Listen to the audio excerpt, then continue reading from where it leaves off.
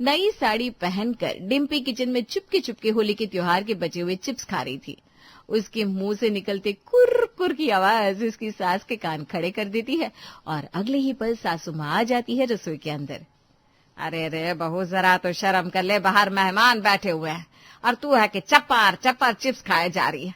वही मैं सोचू कि होली में बना इतना सूखा नाश्ता गायब कहाँ हो गया, सारा तेरे टमके में गया है। नहीं नहीं मम्मी जी, वो बात नहीं है। एक्चुअली मैं मम्मी के यहाँ जा रही हूँ ना, रास्ते का सफर जरा लंबा है और रास्ते में खर्च करने के लिए हाथ में मेरे फूटी कौड़ी भी नहीं देते आपके सुपुत्र, तो कहीं भूख ना लग जाए, इसलिए सामने 4 चिप्स दिखे तो इसमें से 2 मैंने खा लिए। प्लेट पे पड़ा तीसरा चिप्स डिम्पी उठाती उसके पहले ही विभा उसे खाकर चट कर जाती है और अपनी बहू को हिदायत देते हुए कहती है, घर की लक्ष्मी का इस तरह रसोई में खड़े होकर खाना शोभा नहीं देता बेटा, रसोई झूठी हो जाती है। और इतनी महंगी साड़ी पहनकर कहाँ निकल रही है तू? तुझे लोकल ट्रेन पकड़नी है, उसमें कितनी भीड़ होती है, साड़ी में सलवटे आ जाएगी, साड़ी खराब हो सकती है बहू। और ये ब्लाउज डब्ल्यू टेलर से सिलवाया था ना तूने, पूरे 800 लगे थे, इसे संभल कर रखना चाहिए। पर तू तो हर साड़ी में अब यही ब्लाउज पहनकर खड़ी हो जाती है।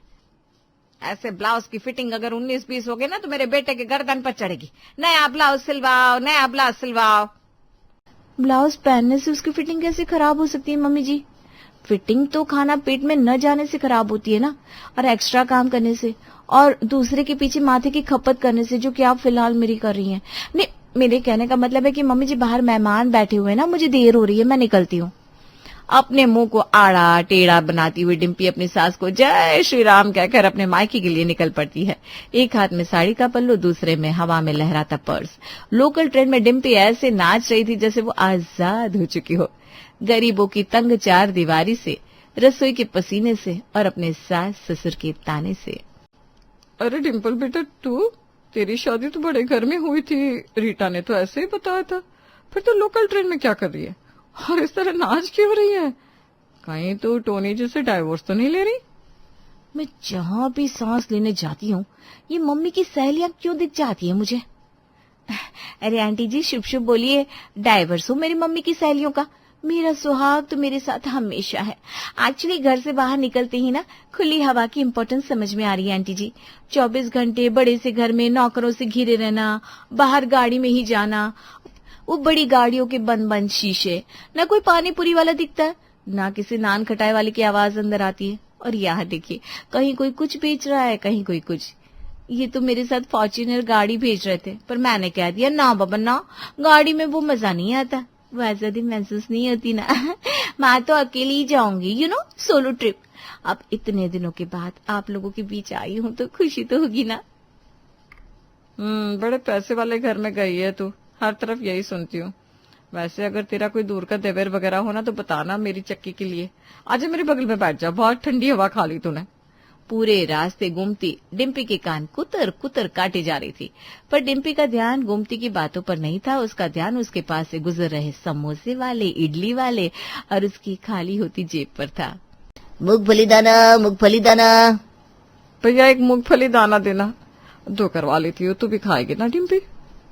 इस भिखारिन ने तो हद ही कर दी, हर फेरी वाले को रोक कर मेरा बिल बढ़वा रही है। मुझसे मूंगफली का नहीं पूछ रही, उसके बाद कहेगी छुट्टी पैसे नहीं है, पैसे तू दे दे बेटा।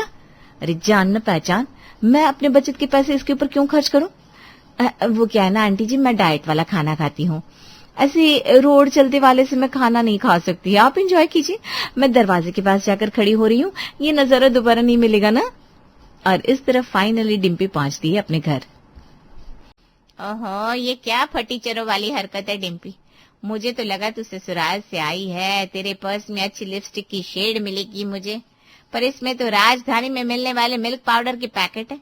ये होटल के बाथरूम में मिलने वाले शैम्पू, साबुन, ये सब क्या भर कर रखा है तूने पर्स में? इधर चेन में एक डिस्पोजेबल चम्मच भी है। ये सब क्या हरकतें करने लग गई है तो बेटा? हाँ मम्मी, मेरी हरकतें तुम्हें फटीचर ही लगेगी। जिस दिन पापा भी तुम्हें नाप तोल कर पैसे देने लगेंगे ना, तब समझ में आएगा तुम्हें। पापा तो शुरू से ही जो कमाते थे लाकर तुम्हारे हाथ में रख देते थे। फटीचर वाली हालत तो पापा की थी। लगता है पापा के अगेंस्ट जो मैं तुम्हारा साथ देती थी ना, उसी का बदला ले रहा है भगवान मुझसे। अरे पर हुआ क्या है? तुम कहती हो कि घर खर्चे से पैसे मारो, ऐसे गिरे हुए ससुराल वाले हैं मेरे, इनको एक वक्त में 10 प्रकार की सब्जियां चाहिए। मतलब इतना ज्यादा राशन कि बजट से बाहर ही मुझे हमेशा जाना पड़ता है। कभी ऐसा नहीं होता कि मैं 2 रुपए भी बचा लूं। भिखारियों के घर भेज दिया मम्मी तुमने मुझे, भिखारियों के। पहली नजर में ही मुझे लड़का पसंद आ गया है मम्मी। मैंने आज न्यूज़पेपर में अपना राशि भविष्य पढ़ा है। आज मिलने वाला प्यार मेरा जिंदगी भर साथ देने वाला होगा। मैं शादी करूंगी तो टोनी से ही। ये शायद आप ही के शब्द थे मोहतरमा। हाँ हाँ, और सुनाओ मुझे, और सुनाओ। इसी कारण मैं अपना रोना तुम्हारे सामने नहीं रोती। मुझे नहीं पता था कि औरतों से इतनी ज्यादा पीड़ा लिखी है मेरी कुंडली में। अच्छा, ये सब छोड़ तू। 2 दिन यहाँ है ना, जी भरकर खा पी ले। रात को तेरे पापा आते हैं तो इस बात पर डिस्कशन करते हैं। वो कुछ न कुछ उपाय जरूर निकालेंगे। रात को डिम्पी अपने परिवार के साथ खाने की टेबल पर बैठी है, जहाँ सभी अपने हिसाब से एक एक तरकीब उसे बता रहे थे। दीदी, आपको याद है यहाँ जब मैं आपको नूडल्स बनाने को कहती थी तो आप नूडल्स का पैकेट तैयार करने में, उसे उबालने में, सब्जियां काटने में और चाउमीन बनाने में इतना वक्त लगा देती थी कि मेरी भूख ही मर जाती थी। वो तो मैं इसीलिए करती थी ताकि भूखे भूखे तेरी भूखी खत्म हो जाए और सारा चाउमीन मैं खा जाऊं। एग्जैक्टली।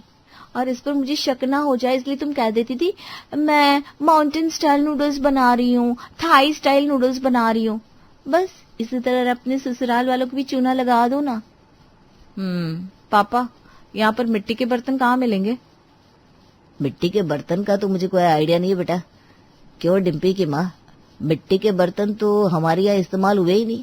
दिवाली पर अब मिट्टी के दिए मंगवाते हैं, मिट्टी के दियों से हो जाएगा काम बेटा। अब आएगा मजा। पूरे आराम से अपने मायके में 2 दिन की छुट्टी एंजॉय करने के बाद डिम्पी वापस अपने ससुराल लौट जाती है। वो घर पहुंचती ही है और पाती है पड़ोसन सुषमा सभी को खाना परोस रही है। लीजिए नारायण भैया, आ गई आपकी बहू। अब तो नारायण नारायण 2 दिन सभी का काम करके बैंड बज गई मेरी। इसे क्या बोल रही है सुषमा तू? ऐसा था तो मना कर देती। तू जब बाहर जाती है तो क्या तेरे घर वालों के लिए खाना मेरी बहू नहीं बनाती? वही तो मम्मी, और वो भी 8 लोगों का। यहाँ तो फिर भी आप 3 लोग ही थे। खैर कोई बात नहीं आंटी जी, अब मैं आ गई हूँ ना, अब आपको परेशान होने की कोई जरूरत नहीं है। डिम्पल अपना पर्स साइड में रखती है और सभी के साथ खाने पर बैठ जाती है। तू तो बड़ी भूखी जान पड़ रही है बहू। एक बार में प्लेट में इतने चावल डाल लिए तुमने। वो क्या है ना टोनी, मम्मी की यहाँ जा रही थी मैं और मंथ एंड का कहकर सिर्फ 1100 रुपये देकर तुमने मुझे विदा कर दिया। अब बड़ी बहन घर आई है ये सोचकर ज्योति तो बड़ी खुश थी, तो उसे रेस्टोरेंट तो ले जाना ही था, आने जाने का टिकट भी मैनेज करना था, रास्ते में अगर भूख लग गई तो वो भी देखना था। इसलिए जितनी बचत हो सके मम्मी जी मैंने कर ली। समझ लीजिए भूखी प्यासी आ रही हूँ, 20 रुपए की पानी की बोतल भी नहीं ली है मैंने। डिम्पी चावल का पहला कोर अपने मुंह में लेती है और प्लेट पीछे कर देती है।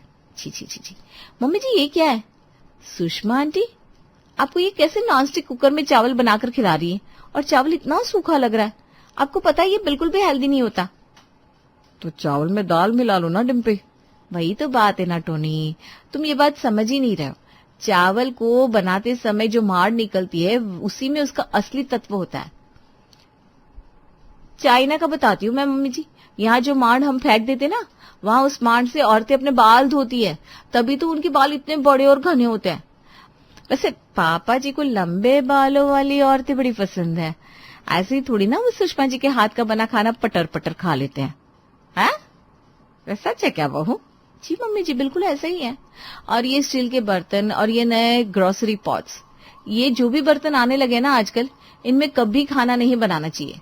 अपने मायके का बताती हूँ, वहां पर एक ऐसा रेस्टोरेंट खुला है जहां पर प्रॉपर गांव के देसी तरीके से खाना बनता है। आहा क्या लजीज खाना होता है वो। हमारे सीएम साहब उसी रेस्टोरेंट में बैठकर खा रहे थे, बिल्कुल देसी स्टाइल में। तब मैं समझी उनके गाल का यूं टमाटर जैसे लाल लाल होने के पीछे क्या राज है। वही पुराने जमाने का खाना। सभी के बीच इस बात की महक छोड़कर डिम्पी खाने के टेबल से उठकर अपने कमरे में चली जाती है। कुछ देर बाद डिम्पी के कमरे में उसकी सास आती है। मेरे गाल ना पहले टमाटर की तरह ही लगते थे। जब मैं ब्याह कर आई थी ना, तेरे पापा जी मुझे लाल गाजर कहते थे। अब देख कैसे लगते हैं बहू मेरे गाल। मैं आजकल के मॉडर्न तरीके का बना खाना खाएंगे आप मम्मी जी, तब लाल तो सिर्फ जुबान हो सकती है, वो भी छालों से। अच्छा, मन ही मन मुस्कुराती हुई डिम्पी कमरे से बाहर निकल जाती है और सीधा जाती है अपने ससुर जी के पास, जो जूते पहनने के लिए झुकने की कोशिश कर रहे थे पर घुटने के दर्द के कारण झुक नहीं पा रहे थे। प्रोटीन की कमी। आज के जमाने की दाल कोई दाल होती है पापा जी, उसमें जो झाग होती है ना वो बीमारी का घर है। देसी तरीके थे तभी तो लोग उस जमाने के 100 साल तक जीते थे। पुराने जमाने के दाल चावल तो पुराने जमाने में ही चले गए। खैर आपको देर हो रही होगी, एक काम कीजिए चप्पल पहन लीजिए, जूते अब आपसे पहने नहीं जाएंगे पापा जी। हर रोज की तरह आज रात को डिम्पी अपने ससुराल वालों के लिए तरह तरह की सब्जियां बनाती है, आलू गोभी की, परवल की, पालक की और साथ में मोटे मोटे पराठे। खाने के बाद 49वां चक्कर आई है। 100 बार भी कर लोगे ना तो फर्क नहीं पड़ेगा, क्योंकि प्रॉब्लम डाइट में है। अरे यार सुबह से सुन रहा हूँ डाइट में प्रॉब्लम है, डाइट में प्रॉब्लम है। तो फिर तुम बनाओ ना अपने हिसाब से पुराने जमाने के दाल चावल। यही मौका तो डिम्पी चाह रही थी। अगली सुबह नाश्ते के वक्त ही डिम्पी मिट्टी के बर्तन लेने अपने घर से बाहर निकल पड़ती है। बाहर का नजारा कितना खूबसूरत है। कितने जन्मों के बाद लग रहा है सुबह सुबह घर से बाहर निकली हूं मैं। सही है, अब इसी बहाने फ्रिज में रखा हुआ रात का खाना भी सभी को खाना पड़ेगा। ऐसे कितना राशन बचा लूंगी मैं। यहाँ वहां घूमती फिरती डिम्पी फाइनली कुम्हार के पास पहुंचती है, जहां उसे मिट्टी के बर्तन मिल जाते हैं। ये एक 200 का? रियली? अच्छा दीदी 180 दे दीजिएगा। इतना सस्ता? भाई जब तुम्हारे मिट्टी के बर्तन इतने सस्ते हैं तो फिर कोई लेता क्यों नहीं? वही तो बात है ना दीदी, रिश्ते सभी को बदलते हुए चाहिए और बर्तन लॉन्ग लास्टिंग। शहर में अब कोई मिट्टी के बर्तन बेचना भी नहीं चाहता। मैं आखिरी हूँ, कुछ दिनों बाद शरीर ने साथ छोड़ दिया तो मैं भी मिट्टी के बर्तन बेचने का काम छोड़ दूंगा। आपसे क्या ही मोल भाव करूं। अब 220 रुपये रखिए भैया जी। उस मिट्टी की हांडी को लेकर डिम्पी अपने घर आती है। अरे कहाँ थी बहू तो डिम्पी, 1 बजने को आगे आज भी सुषमा के यहाँ से नाश्ता करना पड़ा हमें। अरे वाह मम्मी जी, ये तो और अच्छी बात होगी। वैसे चलिए अब मेरे हाथ में 1000 रुपये रख दीजिए। आप लोगों की सेहत का सोचकर धूप में यहाँ वहां डोलती हुई मैं ये 1000 रुपये में एक हांडी लेकर आई हूँ। मिट्टी के बर्तन सांस लेते हैं मम्मी जी, लाइक ब्रीदेबल क्लोथ्स। अब बर्तन सांस लेंगे तो उसके अंदर का खाना भी सांस लेगा, और वो जब हमारे पेट में जाएगा तो कितना फायदा होगा। अच्छा वैसे सही कह रही है तू। डिम्पी किचन में जाती है और चारों तरफ देखती है। ना ना ना ना, यहाँ ना तो लकड़ी है ना चूल्हा। गैस पर ही खाना बना दिया तो क्या फायदा। तो अब कहाँ खाना बनाएगी तू? ग्लोइंग स्किन चाहिए ना मम्मी जी।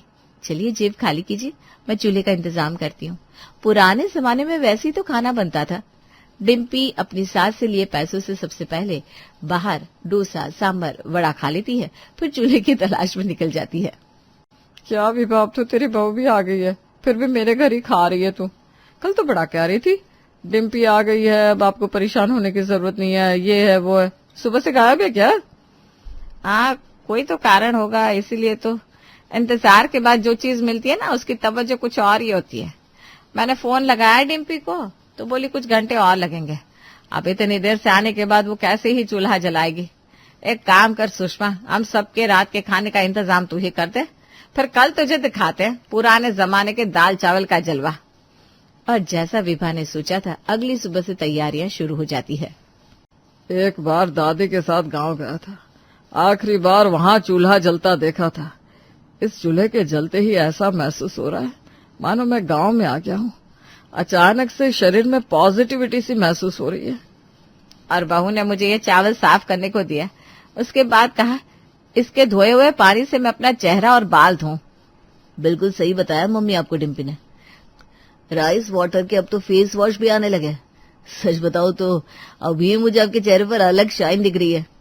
पूरा घर मिलकर इस पुराने जमाने के दाल चावल के काम में ऐसे लग जाता है मानो दाल चावल ना हो सोना और चांदी हो। चूल्हा जैसे ही जलता है, विभा और उसकी बहू उसे लेकर दरवाजे के बाहर आ जाती है। चूल्हे से निकलते धुएं को देखकर धीरे धीरे आसपास वाले भी विभा के पास आने शुरू हो जाते हैं। अरे डिम्पी, तू ये मिट्टी का बर्तन कहाँ से लेकर आई? आपके बस की ना है आंटी जी, बड़े महंगे आते हैं। वही तो बात है। मैंने एक बार वो नीतू सिंह नहीं है, आलिया भट्ट की सास, उनका इंटरव्यू सुना था। वो रात का बचा हुआ चावल खाती है, वो भी मिट्टी के बर्तनों में पका हुआ। अब समझ में आया ये लोग जवान कैसे रहते हैं। नहीं तो क्या, सही तरीका पता नहीं है लोगों को। पहले के जमाने में दाल चावल को सोने और चांदी से कंपेयर किया जाता था, कोई तो कारण होगा ना। आजकल तो चावल को बना दिया जाता है फ्राइड राइस और दाल को मसाला डालकर तड़का। पहले मिट्टी के बर्तन में खुले तरीके से दाल बनाई जाती ताकि जो सफेद झाग आए उसे बाहर निकाल दिया जाए और फिर जो दाल का स्वाद आता है, वो सौंधी खुशबू और मांड वाले चावल। 2-4 दिन कोई खा लेना, फिर वो इंसान दीवार को मुक्का मारे तो दीवार नीचे गिर जाए। सुनकर ही अच्छा लग रहा है। मेरे पेट की प्रॉब्लम अगर ठीक हो गई ना डिम्पी, तो तुम जो बोलो सो मम्मी के अगेंस्ट जाकर तुम्हारे हाथों में डायमंड का नेकलेस रखने की जिम्मेदारी मेरी। यूं तो ये सारा ड्रामा डिम्पी ने सिर्फ और सिर्फ रसोई का काम कम और अपनी बचत बढ़ाने के लिए किया था, पर उसे पता नहीं था इसके इस काम में पूरा मोहल्ला साथ आ जाएगा। पहले पहले तो ये दाल और चावल किसी को खास पसंद नहीं आते, पर 2-3 दिन में ही सभी को इसका फायदा दिखना शुरू हो जाता है और लग जाती है विभा के घर के बाहर लाइन। वाह वाह, आपको ये सब कुछ बता दूं आंटी जी कि चूल्हा कैसे जलाया जाता है, बर्तन कहाँ से लेकर आई। ये कोई नॉर्मल दाल चावल नहीं है, ये मेरी खास रेसिपी है जो मैं अपने गांव से सीख कर आई हूँ। दाल चावल चाहिए तो आपके घर में पहुंच जाएंगे, पैसे काउंटर पर रख दीजिए, 200 रुपए। देख रही है विभा, तेरे घर में सभी को फ्री में खाना खिलाया मैंने और ये मुझसे 200 रुपए मांग रही है दाल चावल के। सुषमा देख, ये मेरी बहू का बिजनेस है। अब तू बीमार हो गई और 20,000 रुपए हॉस्पिटल में देने पड़ गए, उससे तो अच्छा है 2,000 यहीं रख दे। इस तरह पुराने जमाने का दाल चावल डिम्पी के सारे प्रॉब्लम्स का सोल्यूशन निकाल देता है। मिस्टर खन्ना की केबिन में सलोनी फाइल लेकर खड़ी है। सलोनी, ये क्या बकवास है? मैंने तुम्हें क्लाइंट को प्रेजेंटेशन भेजने से पहले डेटा चेक करने को कहा था। ये फिगर्स गलत कैसे हुए? सर, पहली बात तो ये कि बकवास फाइल नहीं है, वो इनपुट गलत है जो आपने कल शाम को मुझे ईमेल किया था। मैंने वही डेटा प्रोसेस किया है जो आपने दिया था। तो तुम ये कह रही हो कि गलती मेरी है? तुम अपनी जिम्मेदारी से भाग रही हो। जिम्मेदारी से भागना इसे नहीं कहते सर, तथ्य सामने रखना कहते हैं। अगर आपने ईमेल भेजने से पहले खुद क्रॉस चेक किया होता तो आज आपको मुझ पर चिल्लाने की नौबत नहीं आती। मुझे ये ब्लेम गेम पसंद नहीं है। अपनी आवाज नीची रखो। तुम्हें पता है तुम किससे बात कर रही हो? मैं तुम्हारा बॉस हूँ। आप बॉस हैं? कोई भगवान नहीं कि आपकी हर गलती पर मैं जी सर करके पर्दा डालूं। जो गलत है वो गलत है, इसमें चुप रहने जैसी कोई बात ही नहीं है। अगर आपको मेरी ईमानदारी बदतमीजी लगती है तो ये आपकी समस्या है। Get out! अभी के अभी मेरे केबिन से बाहर जाओ। खुशी खुशी सर, क्योंकि वैसे भी यहाँ लॉजिक से ज्यादा ईगो की कद्र होती है। ऑफिस में सलोनी के निकलते ही सब उसे घेर लेते हैं। सलोनी, यार तू पागल है क्या? खन्ना सर के सामने इतना बोल गई, थोड़ा तो डिप्लोमेटिक होना चाहिए ना। देखना चाहिए कि किसके आगे क्या बोल रहे हो। क्यों देखो समीर, सच बोलने के लिए मुझे किसी का पद देखने की जरूरत नहीं है। गलत बात को सहना मेरी फितरत में नहीं है। अरे यार, पर करियर भी तो कोई चीज होती है। थोड़ा सोच समझकर झुककर बात करने में क्या बुराई है? झुकना उन्हें पड़ता है जिनके पास टैलेंट नहीं होता। मैं अपना काम बखूबी जानती हूँ। और रही बात सोच समझकर बोलने की, तो सच बोलने के लिए ज्यादा सोचना नहीं पड़ता। जो सही है वो सही है, बात खत्म। तेरी ये लंबी जुबान एक दिन तुझे बहुत भारी पड़ेगी सलोनी। दुनिया ऐसे नहीं चलती। दुनिया कैसे चलती है ये मुझे मत सिखाओ। जहां मेरी बात की कद्र नहीं, वहां मेरा रहना बेकार है। सलोनी जैसे ही घर पहुंचती है।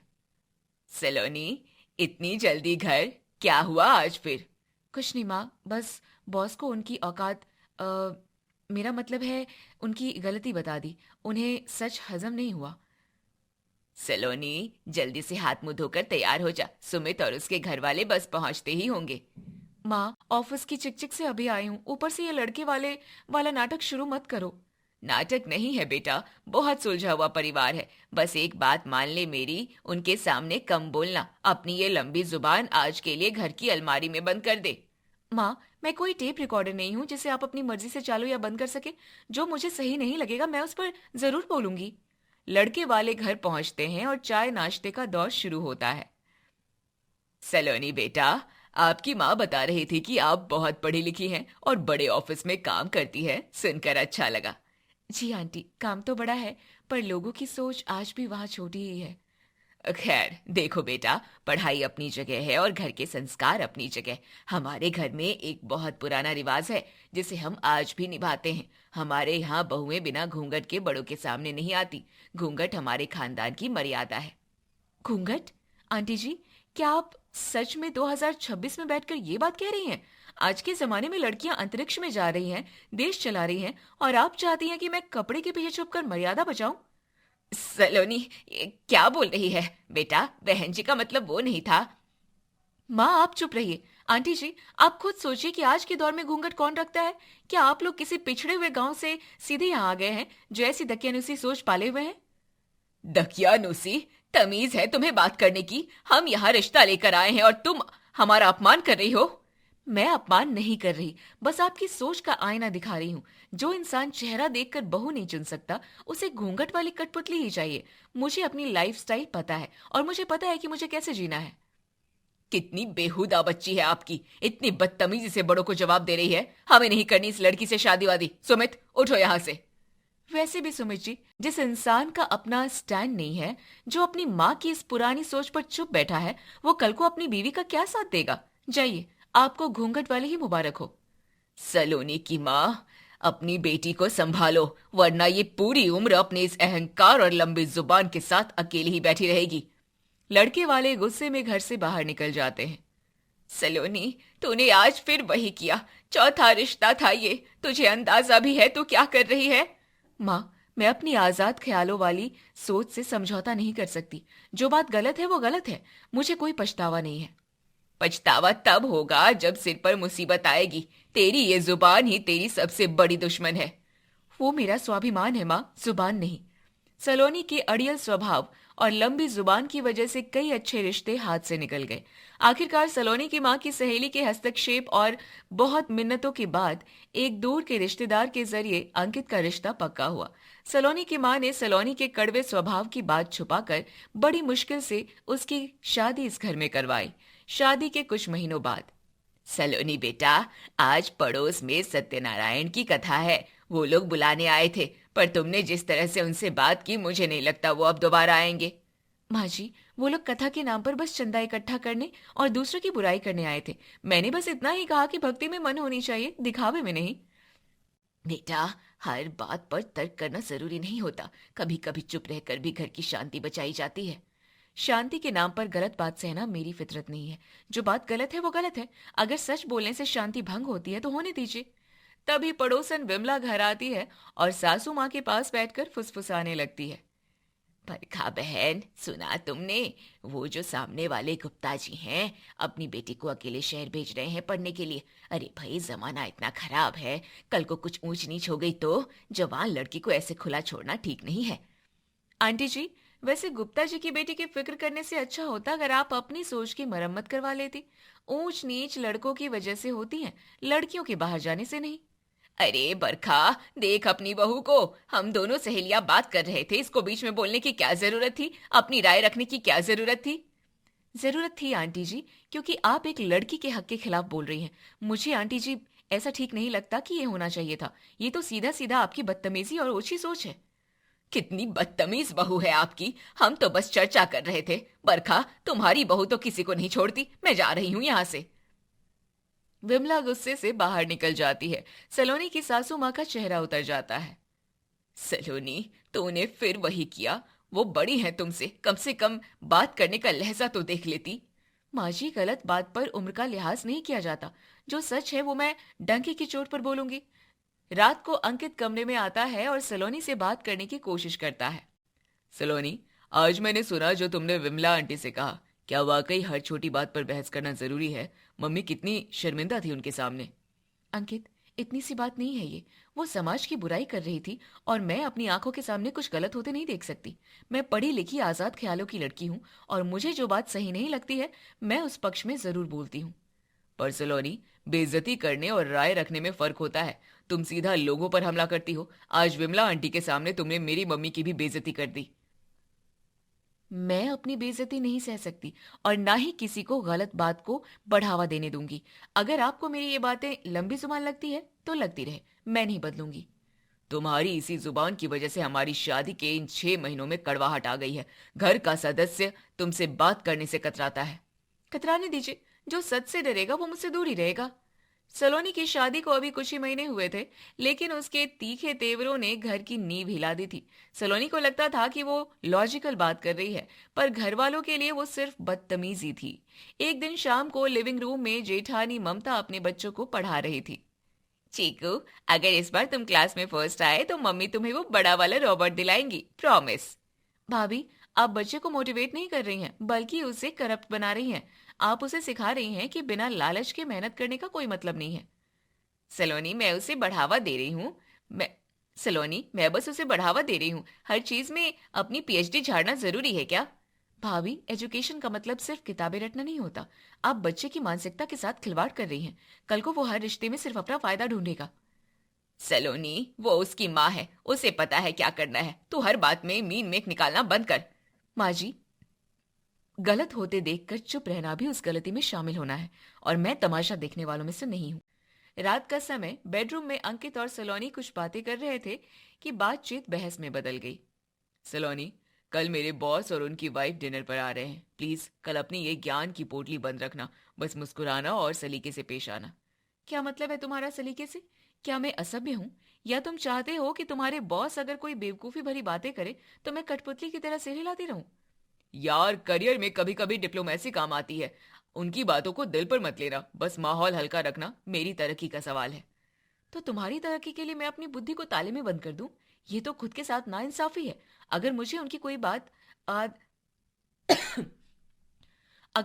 कोई बात अतार्किक लगेगी तो मैं चुप नहीं बैठूंगी, चाहे वो तुम्हारे बॉस हो या कोई और। सलोनी, हर जगह बहस करना बुद्धिमानी नहीं होती। तुम अपनी इस कड़वी जुबान की वजह से मुझे सबके सामने छोटा महसूस करवाती हो। इतनी सी बात पर आप मुझ पर चिल्ला रहे हैं? मैं एक पढ़ी लिखी आजाद ख्यालों की लड़की हूँ, आपकी गुलाम नहीं जो आपके इशारे पर अपनी राय बदल ले। अगले दिन किचन में सासू माँ और सलोनी से कुछ पूछती है। सलोनी, आज त्योहार है। मैंने सोचा है कि गरीब बच्चों को हमारे घर के पुराने कपड़े और कुछ पैसे दान कर दें। माँ जी, अपनी अलमारी साफ करने को दान मत कीजिए। माँ जी, अपनी अलमारी साफ करने को दान का नाम मत दीजिए। जो चीज हमारे लिए कूड़ा हो गई है उसे दूसरों को देना दान नहीं, उनका अपमान करना है। अरे, कम से कम वो फटे पुराने कपड़े किसी के बदन तो ढकेंगे। तू हर पुण्य के काम में जहर क्यों खोलती है? क्योंकि आपकी पुण्य की परिभाषा ही गलत है। अगर वाकई मदद करनी है तो नए कपड़े खरीद कर दीजिए। किसी की मजबूरी का फायदा उठाकर खुद को दानी समझना दिखावे के अलावा कुछ भी नहीं है। तुझसे तो बात करना ही बेकार है। तू किसी की भावनाओं की कद्र नहीं करती, बस अपनी जुबान की धार देखती है। माँ जी, मीठा बोलकर झूठ बोलना मुझे नहीं आता। मैं जो महसूस करती हूँ वही करती हूँ।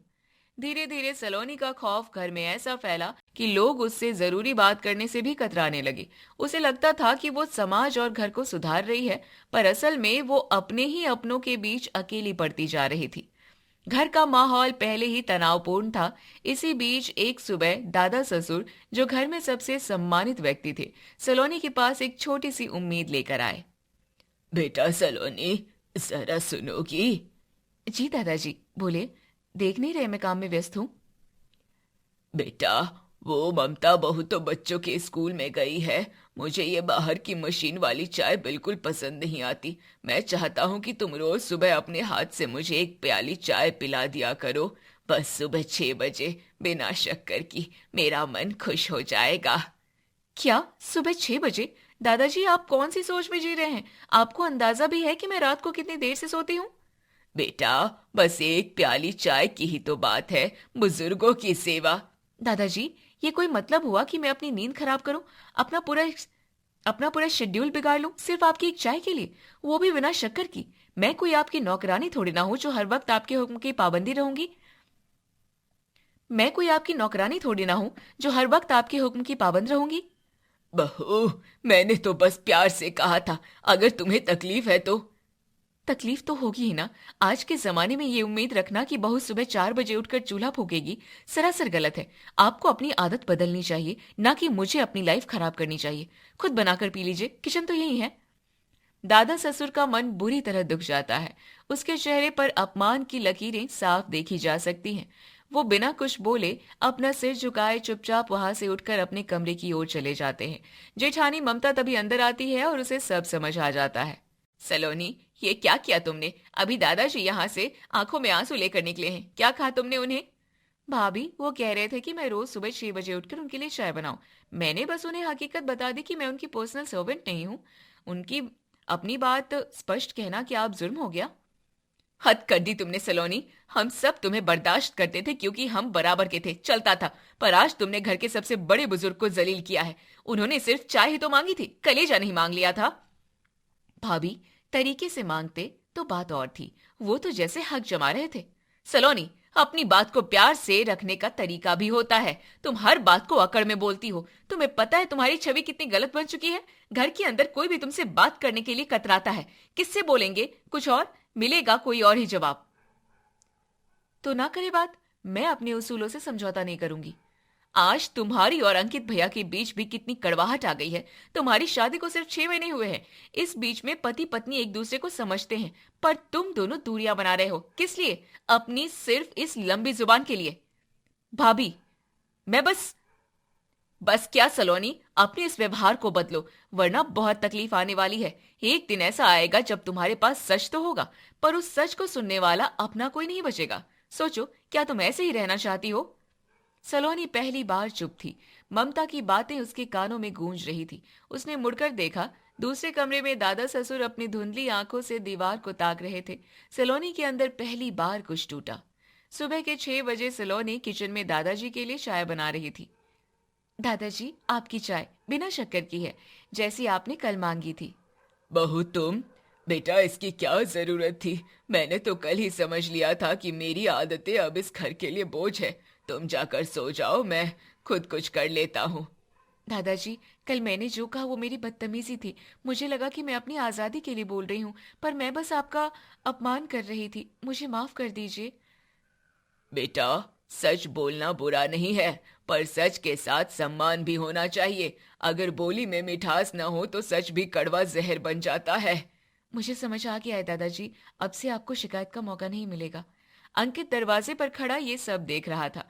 सलोनी कमरे से बाहर आती है तो उसकी अंकित से नजरें मिलती है।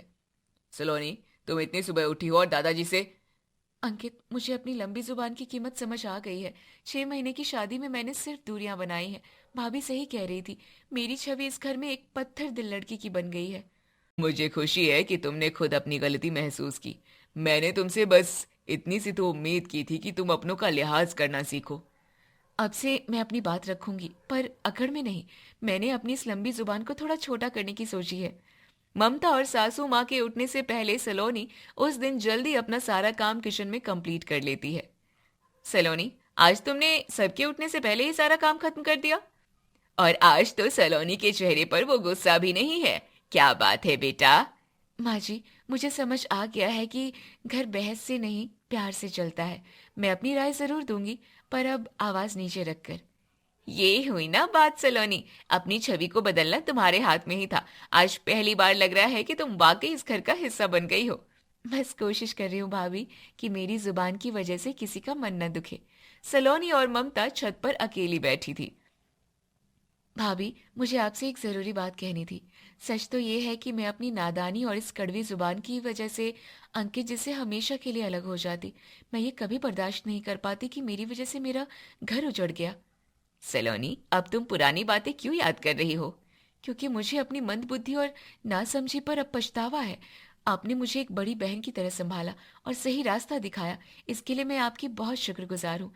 उस दिन अगर आपने मुझे नहीं टोका होता तो आज मैं अकेलेपन में जी रही होती। बहन, अपनों को रास्ता दिखाना ही तो परिवार का काम है। आपने हम दोनों को फिर से जोड़ दिया भाभी। मेरी जुबान से अब जो मीठे शब्द निकल रहे हैं, उससे अंकित जी और मेरे रिश्ते में फिर से मधुरता आ गई है। आपने न केवल मेरा घर बचाया, बल्कि मुझे एक बेहतर इंसान बना दिया। सलोनी की समझदारी ने घर में फिर से खुशियां लौटा दी थी और उसने सीख लिया था कि शब्दों का सही चुनाव ही रिश्तों की असली ताकत है।